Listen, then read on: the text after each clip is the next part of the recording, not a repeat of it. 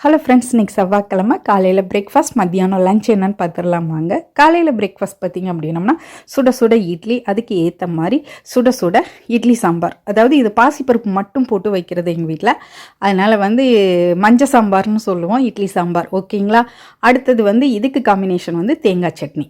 இதுதான் இட்லி சாம்பார் தேங்காய் சட்னி காலையில் பிரேக்ஃபாஸ்ட்.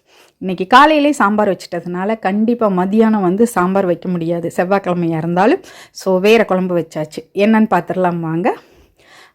பொரியல் பார்த்திங்க அப்படின்னம்னா அந்த கதம்ப பொரியல்னு வாங்க, கோஸ், கேரட், பீன்ஸ் எல்லாம் போட்டு பாசிப்பருப்புலாம் போட்டு. ஸோ இது முட்டைக்கோஸ் துவட்டல், அடுத்தது எக் ஆம்லேட், அடுத்தது கூழ் வடகை வத்தல், சாதம்.